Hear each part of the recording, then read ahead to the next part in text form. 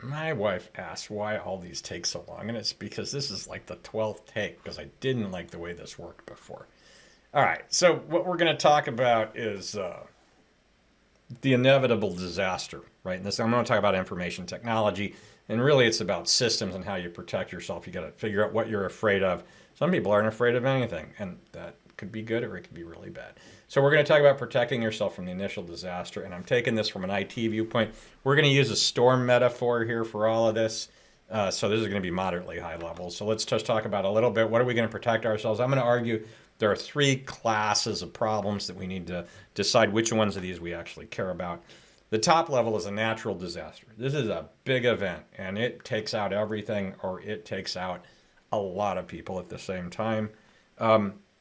This could be, a data center collapse. It could be the Hurricane Katrina, where a storm comes through and it turns out you and 500,000 other people all suddenly need to survive and figure out what's going to happen from this disaster. The other natural one metaphor for this would be like the California wildfires, where entire villages are wiped out or neighborhoods are wiped out, and everybody's got to move at the same time. And there's chaos, a little bit of chaos at the same time. And so how does that work out? The next one's just a level down from that. That's a single storm, basically some event that maybe doesn't have widespread impact, and so you're not as charged up for resources. This would be the inevitable backhoe, right, that wipes out, kills the power to some building for a couple days. Or about another one would be something like a console sale around holiday times, and you have some crazy in-demand product, and inevitably a horde of bots attack your website to try and buy this, and it disables your website for all your other traffic because you put this one product up. The other one is the accidental house fire. This is like self-induced agony, right? This will be human error. It'll be, it's pretty much always human error, right? It could be a configuration or an application error. Somebody missed application and they deployed it. They didn't A/B test it. They didn't do something else. And it turns out, or it could be something that was tested, but it turned out the downstream thing just crushes a bunch of other stuff. And so the question is, what can we do in all of these situations? And which ones are we going to plan? The accidental house fire, some people feel like they can stop that from ever happening by putting enough controls on the front end. I've worked a couple places where we thought that, and it never worked. And so I would argue we need to plan for failure while at the same time trying to reduce it. Oh, I should put that in here. Plan for failure while working to make it not happen. Okay. So what are the trade-offs? We have initial system design trade-offs that we make, and we also make trade-offs around this kind of disaster behavior. And so, we a lot of times we'll optimize around latency and performance. We put our customers near the data. We tend to keep things as short as close as possible. And that closeness may actually make us more susceptible to certain kinds of problems. And so we have to decide what to do about that. The alternative of that, on the flip side, is going to be things where you trade off the CAP theorem, consistency against availability. And we might decide that we're willing to give customers some slightly inconsistent views. If I were to connect to a East Coast West endpoint or a West Coast endpoint, I might actually get slightly different views of the data. Some people won't do that, which means a lot of people don't like to do that. But that causes other problems because you picked a data strategy. And again, I'm going to focus on the data part. Is that data strategy means that you have lower availability, and it also and you also may have lower performance, right? And then I put these at the end, and really they're not the last two things. They're just completely different. There's the cost of this. You could be a startup where you're just trying to get customers, and if you spend any money or time on this, you won't be in business. So you might push that off. There are other people that do this. They don't want to push up business functionality. They only have a certain amount of money where they want to spend it. Or you might cheap down on this to just meet certain kinds of situations, and that makes sense. Another one is complexity. I have become this is like my primary thing in some cases. Did we build something that we can maintain and that we know what's happening? It is possible to follow a lot of patterns that people recommend, and in the end, it turns out, at 3 a.m. or whenever there's a problem, nobody actually knows what's happening, or the original people that designed it went off, and the other people don't understand all the complexities of what's happening out there. If this was a live talk, I'd be like, are there any questions? But there's nobody there but me right now, so we'll keep talking. So the base version of this is no plan, right? We are a small outfit, or we're a big company, and I get paid to put in business functionality, and nobody's going to care if I did this disaster thing if I were to miss some of these business deliverables. And so in this case, you're just kind of hoping that nothing bad happens, right? And you know what? Maybe that's the thing. But let's pretend we don't want to do that, right?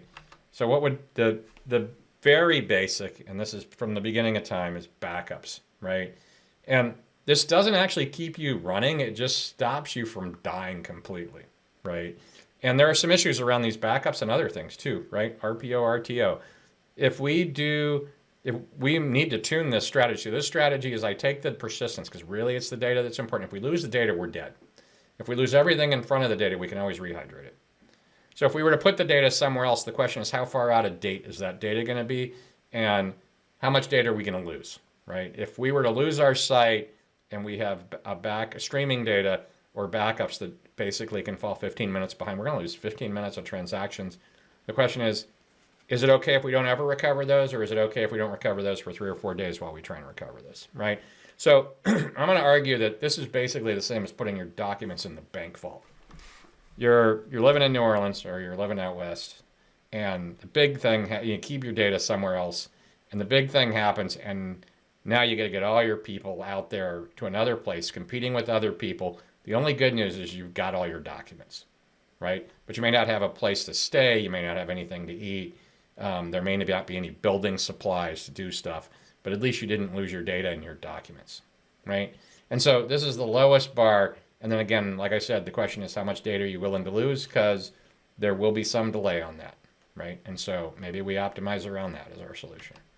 So the next one of these is maybe we do data replication, right? And so on the right-hand side, we have our live system. We have 2 houses. One of them's got cash in it, but it's got no furniture or anything else. But we guaranteed that we had a place to live, right?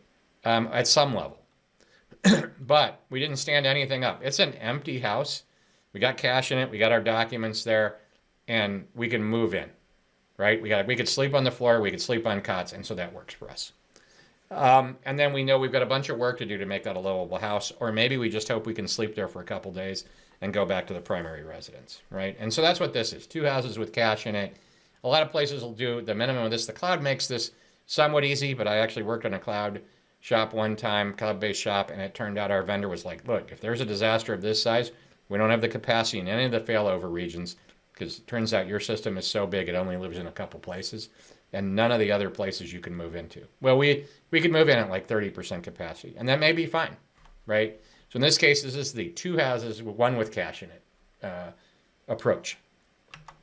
The next level is sort of like, we got 2 houses, or a house with a condo, right? Or maybe we've got a house with stuff in the basement. And so our data is protected, and we have some other things that are always running, right? It's a little smaller than our normal house, but we have a place to put our documents, and then we've got some viable minimum viable company, subset of the services that can run there that we know are live. And so this thing's always live. Maybe we use it for deployment testing. And it's not some cold site like the other one was. This one's up. It's just not big enough to carry our load, right? And in this case, when we have a problem, we have to hydrate that thing up, or we run at degraded capacity. And I mean like really degraded. Like we spent enough money to make sure we had a place to stay, and we spent enough money to make sure we have the ability to run things. But we may compete with others for those actual services or whatever. And so in this case, we can at least keep something running. And because we tested it on a regular basis, or we run it on a regular basis, we know we can hydrate this, assuming we can find the supplies to hydrate it. The other one is, it's not just like we had a tenth of the nodes deployed. We actually deploy all the non-persistence pieces at full size. And maybe we even route some real traffic to it. So this is a step up from the previous one.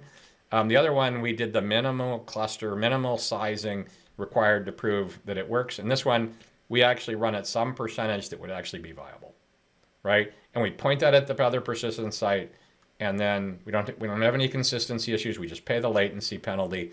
And actually, I worked at a place we did this, and this was our production config. We ran 2/3 size on both sides, and the data was somewhere. And if we lost the primary, all the services failed over to the secondary site.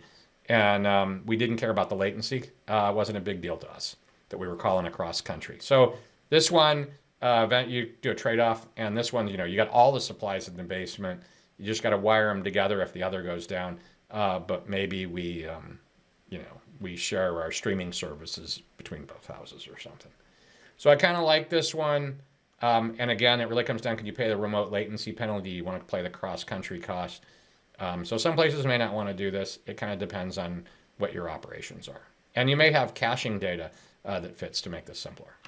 So the last one here is, I called it in the meeting the other day, I called it full prepper. This is basically 2 live houses, right? In this case, you pay the cap theorem, the consistency penalty, but you run hot, live everywhere. And if it turned out one of these sites went down, you'd still be up. You'd just be running at degraded capacity, but no actual changes would need to be made. And so for some sites, this turns out to work really well, right? If you don't have, sometimes financial sites have a problem with this. But if you're a media site or other pieces, then this might be the way you go. And you just build those out to be some overcapacity for what you need for, burst. And that way, if one goes down, you've still got capacity there. And the beauty of this is if, there's a bonfire or a hurricane that hits, you don't actually have to fight anybody for any extra resources. You've already reserved these to guarantee your capacity. And you may, like I said, you may run at some slightly degraded capacity, or you may have paid double the cost the whole time. Or some places I've worked, we did reserved instances of stuff in the cloud, and we guaranteed we had the capacity. We just paid the capacity reserve price, and then we took care of it. And so that's this. I think, really what it comes down is, what are the behavior parameters you're looking at? What's your risk tolerance? How much are you willing to spend? How much complexity can you handle on an ongoing basis to make this happen? I hope this is useful. Leave comments, and we can always do another one of these. Have a great day.